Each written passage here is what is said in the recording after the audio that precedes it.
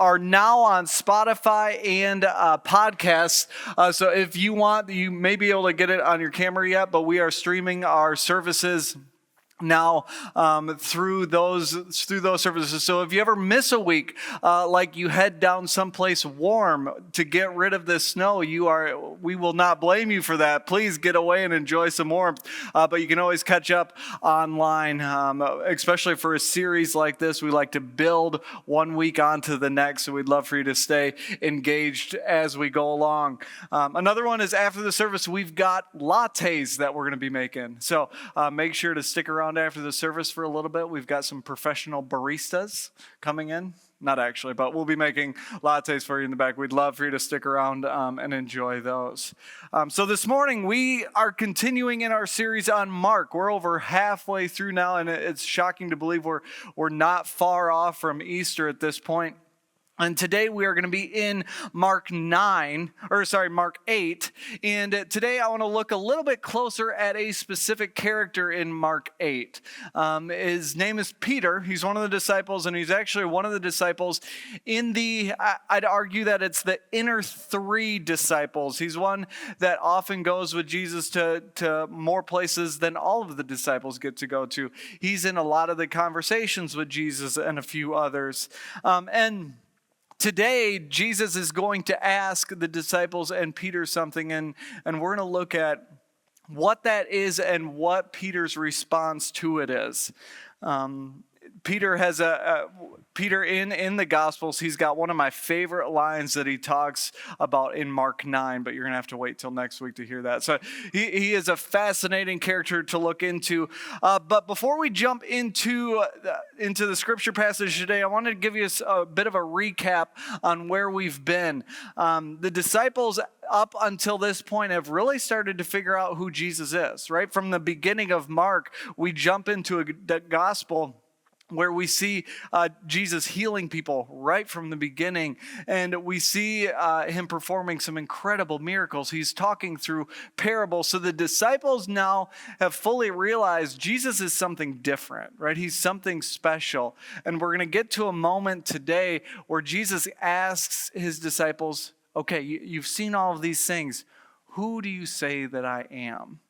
But today, I want a quick look. If you remember a few weeks ago, we talked about the Herodian line. Anyone here for that Herodian line? When we pull up the map, I want to quick pull up that map again here.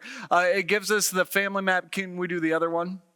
It gives us the family map of Herod the Great. If you remember, Herod the Great's on top. He was the one that was king when Jesus was born. So he was the one that the wise men came to and said, hey, we're looking for this king. And he's like, I'm here. And they're like, no, not you. And so because of that, he tries to kill all of the babies, okay?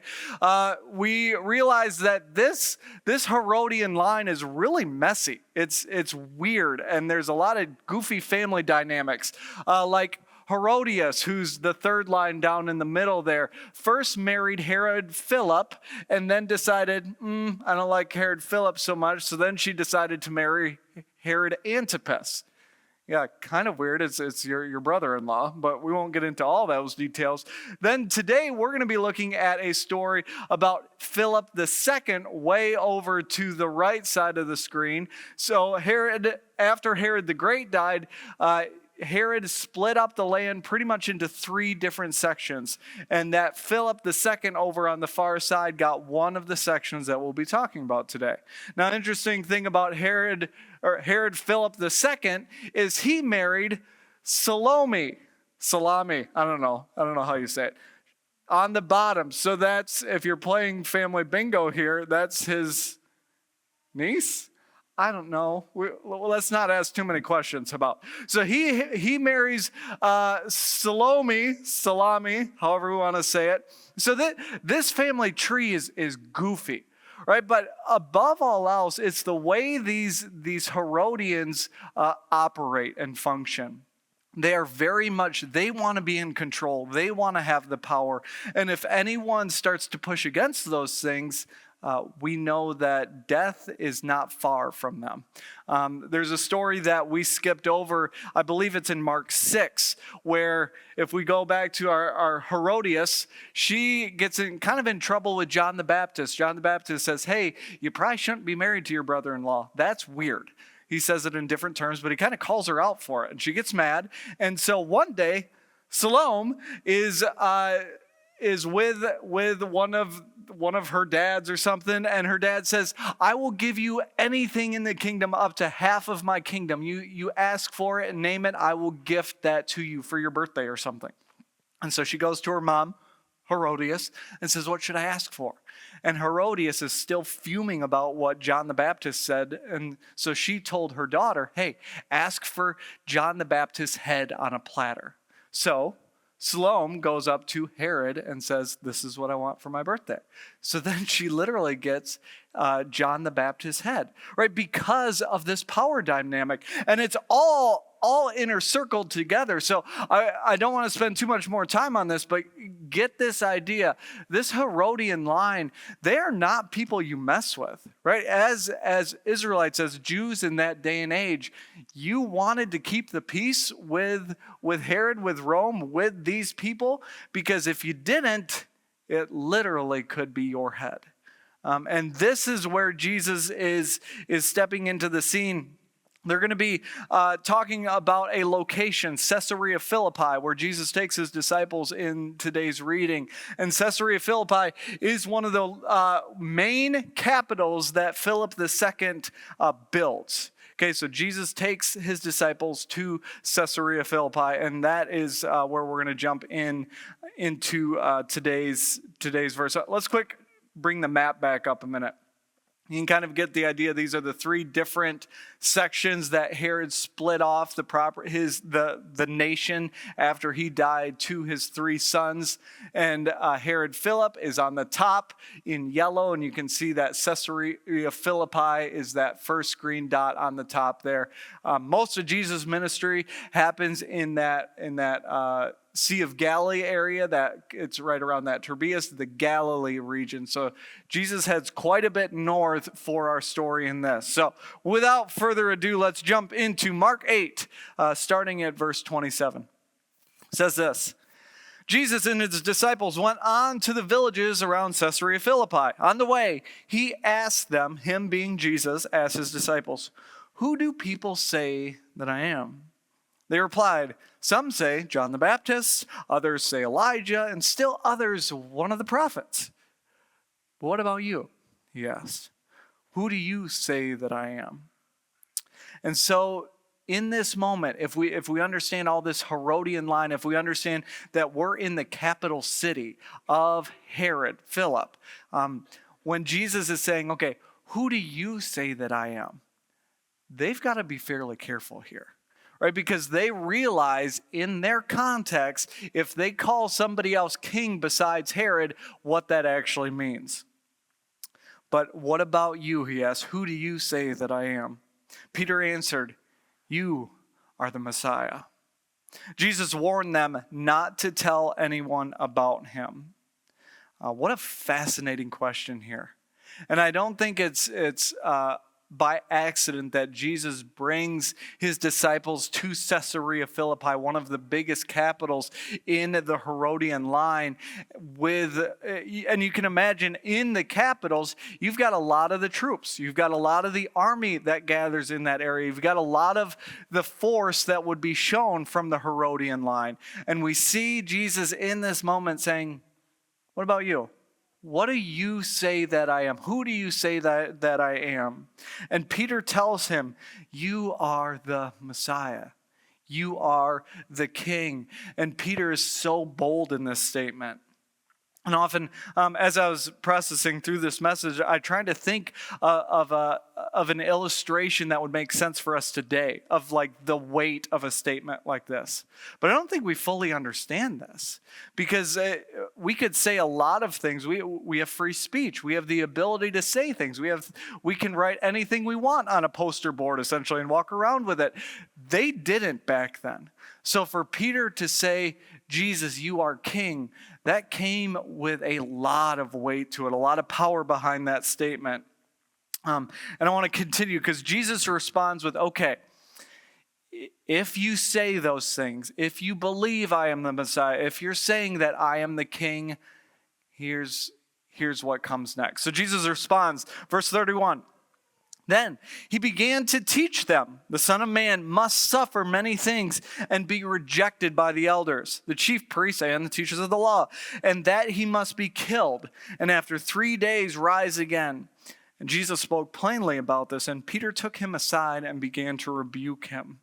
Now I want to quick pause here a minute because there's a few things going on in this. Jesus, as he's talking about this, it says he begins to teach about what is about to happen to him. And I would argue, we don't know this for sure, but I would argue that what Jesus does is he begins to teach from the Old Testament.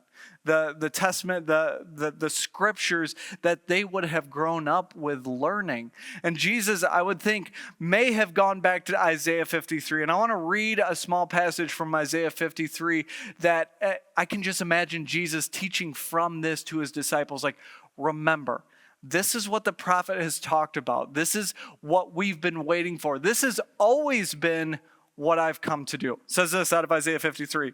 Who has believed our message, and to whom has the arm of the Lord revealed? He grew up before him like a tender shoot and like a root out of dry ground. He had no beauty or majesty to attract us to him, nothing in his appearance that we should desire him.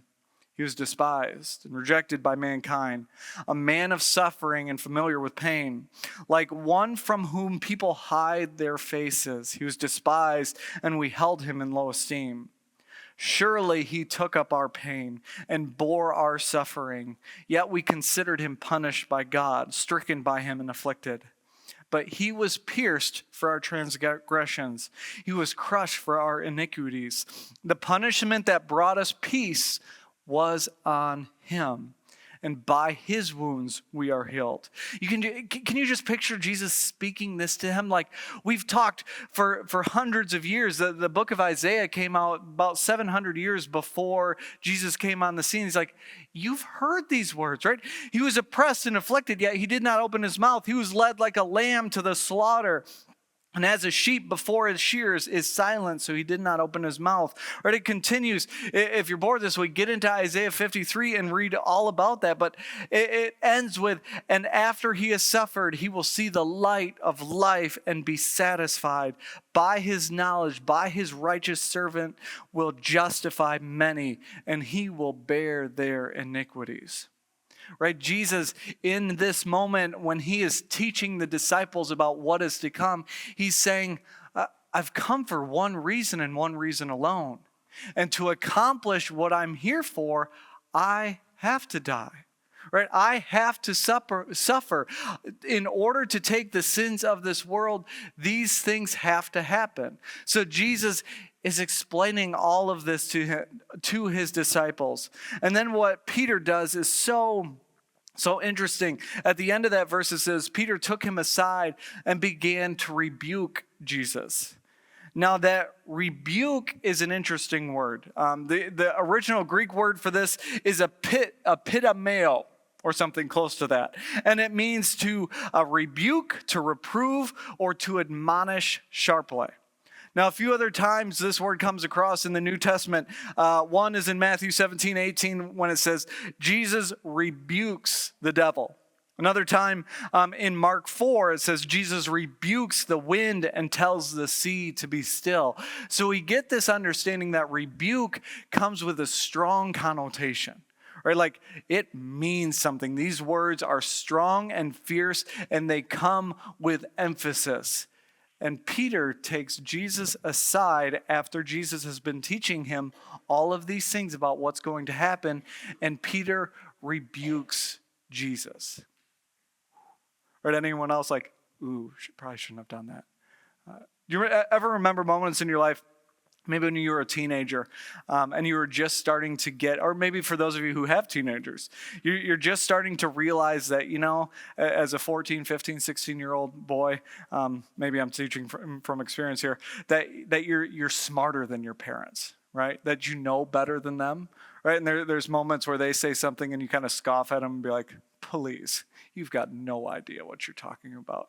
Right? Ever maybe say that to your dad? Maybe this is more just a me thing, but I feel like I couldn't think of an exact moment, but maybe that's because I said it and then he looked back at me and then I got a severe beating that I don't actually remember what's coming from it. Right? We get that understanding. We have this idea that, oh, no, Jesus, you don't know what's actually going on here. You've got no idea. You don't have to die. We can do this differently.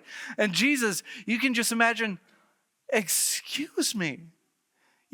Have you been paying any attention to what we've been doing the last few years? Do you understand what the scriptures are writing about? I have to come and die for the sins of this world. That is what this is all about. You can just imagine Jesus' frustration in this. Let's continue. Because I don't think Peter even realizes what he's done, right?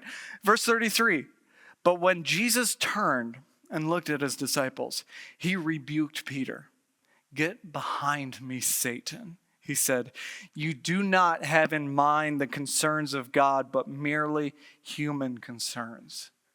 God, isn't that devastating? Right? Get behind me, Satan.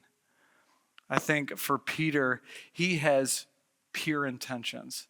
Right? I think he wants what's best for Jesus. He wants what's best for his teacher. He's lived with Jesus, and I think he's very good friends with Jesus. So he's saying, Jesus, there's got to be a different way. Like, don't say that. There's got to be a different way. And often, I think even for us as humans, we can have a very pure heart in some of the things we say, some of the things that we do. Say, oh no, this is better. But is it actually biblical? Right? What Jesus was saying was hard truths about what Scripture was saying. And sometimes for us, we need to realize that there are hard, uncomfortable truths that we need to face and we need to come head to head with. See, it's possible that sometimes we think we know better than Jesus. It's not hard to make that kind of a stretch here. But what's crazy is what Jesus does next. He says this in verse 34. Then he called the crowd to him, along with his disciples, and said, whoever wants to be my disciple must deny themselves and take up their cross and follow me. Remember where we're at here. Caesarea Philippi, the home base for Herod Philip II. Right? There's got to be an army base close if we're in the capital with his disciples. And so Jesus has done his teaching with just the disciples, it appears. And all of a sudden, he stands up, probably on some higher bricks, and gathers the crowd around him. Imagine the disciples saying, I don't know if now's the time. Right? Wait, do you realize where we're at and what could come of you explaining all of these things? Jesus said, whoever wants to be my disciple must deny themselves and take up their cross and follow me. What a statement, especially where he's located. Verse 35, for whoever wants to save their life will lose it, but whoever loses their life for me and for the gospel will save it. What good is it for someone to gain the whole world yet forfeit their soul? Or what can anyone give in exchange for their soul? If anyone is ashamed of me and my words in this adulterous and sinful generation, the Son of Man will be ashamed of them when he comes in his Father's glory with the holy angels. Or you can kind of feel Jesus is fired up in this moment. He's realizing and he's starting to teach, the end is going to come for me soon. And if you guys aren't going to get it, I'm going to teach it to you and then I'm going to express it to the world because my time is starting to come to an end here. And we're going to realize over the next few weeks as we get close to the end of Mark, how true that truly is. But Jesus says, let him deny himself and take up his cross. Right? I think it was probably bad enough for the disciples to hear that Jesus was going to suffer and that Jesus was going to die and be risen from the dead. But now Jesus has said, if you want to follow me, if you want to do the things that I talk about, you'll have to take up your cross and follow me as well. And I don't think in our context that those words carry as much weight as they did back then. See, for the disciples, for them, people were hung on a cross continually. If you mouthed off to Rome, if you stepped out of line, you would be put on a cross. Rome was fierce in the way they killed people. And what was truly awful is they made a spectacle of it. They made a scene. So they wanted to make sure that people did not step out of line. So they would put these crosses in the city squares so they would be known by people that, hey, that he mouthed off and look where it got him now. Right? When Jesus says, pick up your cross and follow me, those words had a ton of weight. And those people, those disciples, the crowd that's around him can truly picture what that means and the sacrifice that it would actually take to become a follower of Jesus. See, what we find is these things that Jesus talked about, when what we'll find over the course of the next few weeks, the suffering, the pain, the turmoil, rising from the dead, all of these things will come true. The things that Jesus speaks about will come true. But I can imagine for Peter, this conversation that he has with Jesus, where Peter rebukes him, and then Jesus rebukes him back, saying, "Get behind me, Satan." I feel like those words probably run continuously through Peter's head as Jesus dies on the cross, as he rises from the dead. But what I want to look at now is what Peter does with these words. About 30 years after Jesus was killed on the cross and risen from the dead, Peter is doing some good work. He actually writes a few books. One of them that we're going to look at quickly here is 1 Peter. And in chapter 4, it speaks to what Peter's posture is because of what Jesus has done. And we actually get an inside scoop at how Peter responds to it. It says this, out of 1 Peter 4:12. It says this: "Dear friends, do not be surprised at the fiery ordeal that has come on you to test you, as though something strange was happening to you. But rejoice in as much as you participated in the sufferings of Christ, so that you may be overjoyed when his glory is revealed. If you are insulted because of the name of Christ, you are blessed, for the Spirit of glory and of God rests on you. If you suffer, you should do it not as a murderer or as a thief or any other kind of criminal or even as a meddler. However, if you suffer as a Christian, do not be ashamed, but praise God that you bear that name. For it is time for judgment to begin with God's household. And if it begins with us, what will the outcome be for those who do not obey the gospel of God? And if it is hard for the righteous to be saved, people who try to live the right things, they are not saved by their own good works, what will become of the ungodly and the sinner?" Verse 19 ends with this: "So then, those who suffer according to God's will should commit themselves to their faithful Creator and continue to do good." And what do you hear from that? Peter truly carried the cross. Right? Peter had his moments, and I hope we get the chance to look in some more of Peter and Jesus' moments leading up to his death. But what does that truly mean for us? Because we see Peter taking this option of saying, "No, I will follow you," and I realize that doing so means I'll have to take up my cross. And what we find after Peter writes that, a few years after that, he will take up a cross. And Peter is actually killed and hung on a cross as well. But I want us to look at, what does that mean for us? Because some of it is kind of difficult, right? When we think about cross language, we just live in a different world than they lived back then. But I want to bring it back to a question that Jesus had for his disciples. Who do you say that I am? See, I would argue that in our heads, we know that Jesus died, right? Or maybe we've at least been taught about that. We've heard that Jesus has died. We've heard that Jesus has risen from the dead. We've heard all of these really good things about what Jesus has done and who he is. But the question goes farther than that. How are we going to respond to that?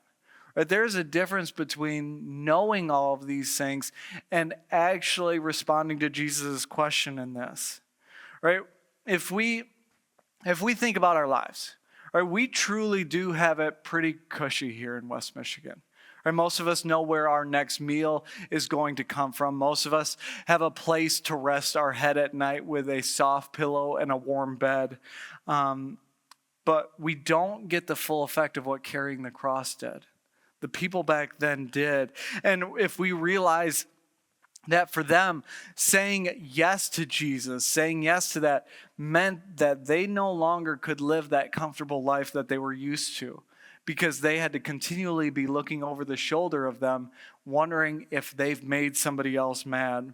So maybe for us, if we can't fully picture what that cross looks like for us, maybe it's a different question then. What is our version of taking up the cross? What does that actually look like for us? And maybe it's better worded as, what risks are we willing to take for Jesus, knowing that it may not be popular, or it may not be to the extent of, if we say yes to Jesus, we'll be hung on a cross, because that isn't our context. But for them, there was huge risk. And I wonder if for us, what kind of risk we're actually willing to take. All right, think about your own life.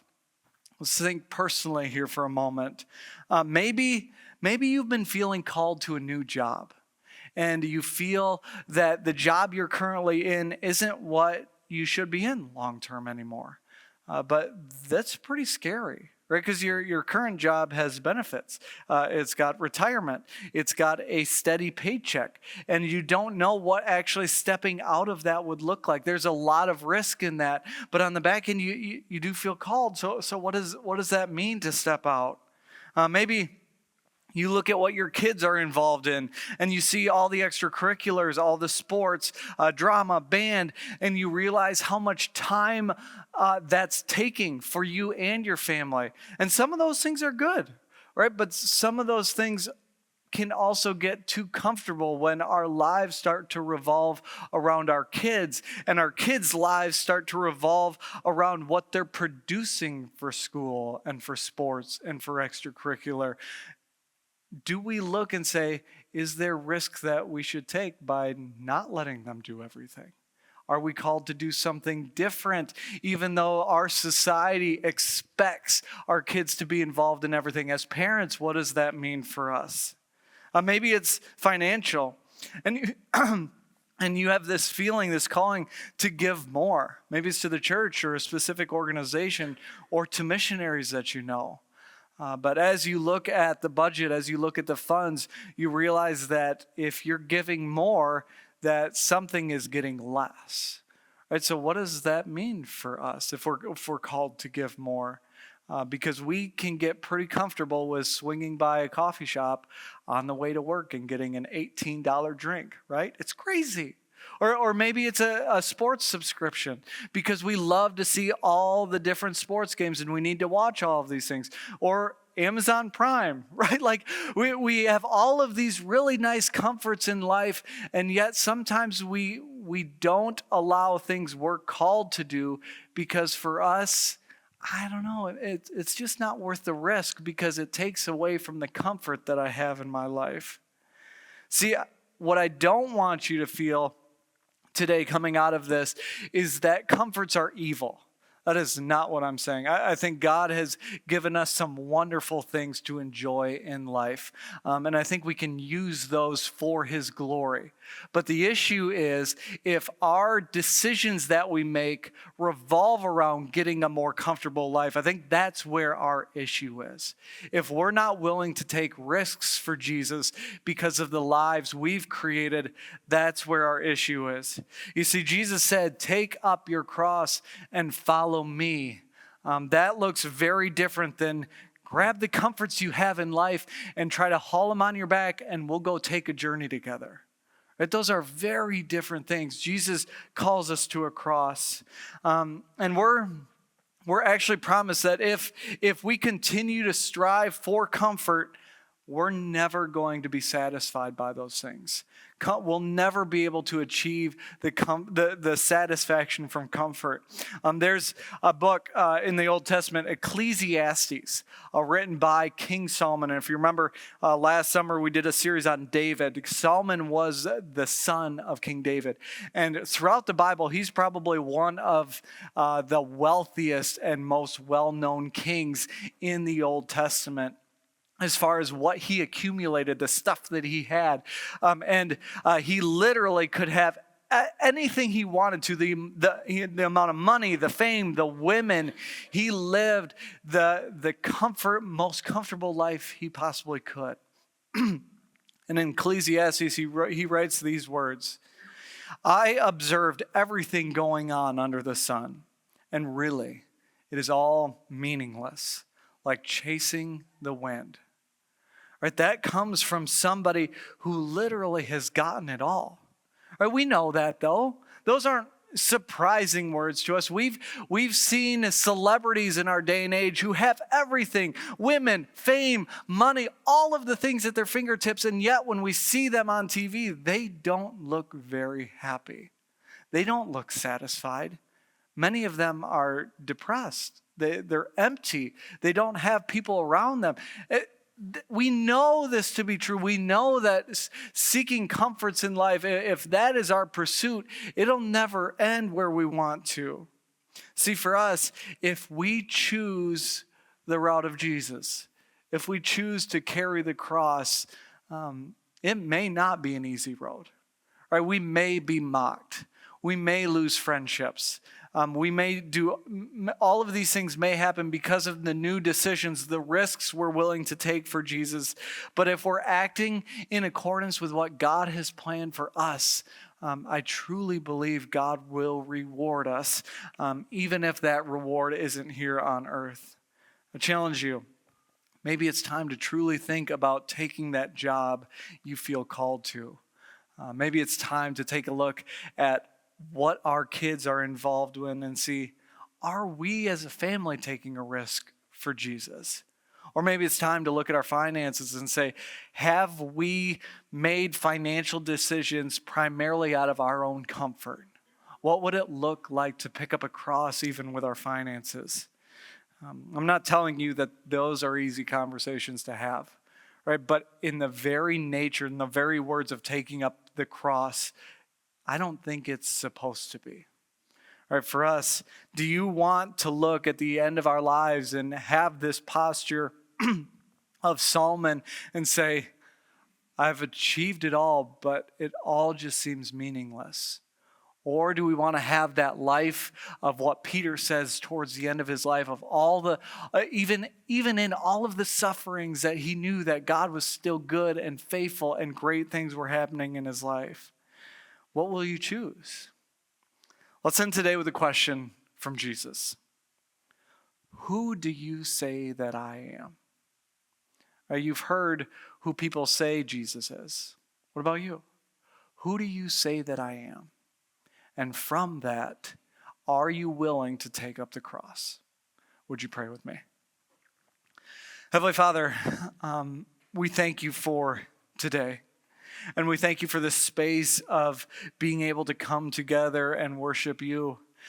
And God, today's teaching is hard. It's a hard word to hear, and it's hard to understand that if we follow you, if we truly believe you are who you say you are, that taking up our cross is part of that. God, I ask that as we look at our lives this week and the comforts that we may have surrounded ourselves with, that you help us understand if we've been choosing those or if we need to start choosing you. God, I ask that in that you give us opportunities to choose you. We know the cross is hard. We know the weight of carrying the cross. But God, in that, I ask that you give us comfort in those decisions. We pray this all in your name. Amen.